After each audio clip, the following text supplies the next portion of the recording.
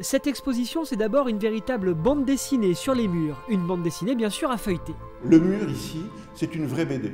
C'est une histoire. La manière dont on les a présentées, c'est effectivement de montrer qu'on peut à la fois voir un tableau de façon isolée et de le voir dans un ensemble.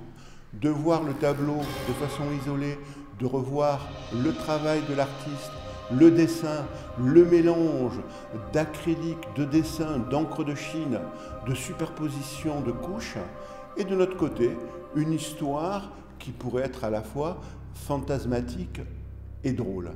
Avec les personnages justement qui jouent leur rôle curieusement. Des toiles, une trentaine, comme autant de vignettes de BD, chacune a son histoire, singulière forcément, mais mise bout à bout, elle nous raconte tout à fait autre chose.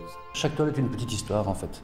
Et le fait de mettre en confrontation deux mondes, deux images différentes, crée une nouvelle espèce de rébus, une histoire à interpréter, chacun a sa propre interprétation.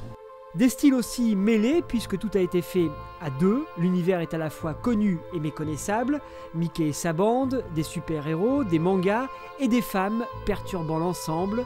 La BD des grands et des plus jeunes. Et nous, on prend des icônes, des mythes, des souvenirs de l'enfance. C'est pour ça, à ce moment, je me suis adressé à Mickey Mouse, parce que c'est un icône que tout le monde connaît.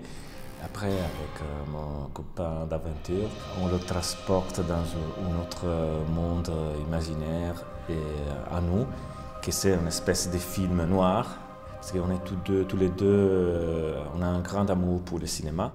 No Way Out jusqu'au 27 avril, c'est Galeries de l'Entrepôt.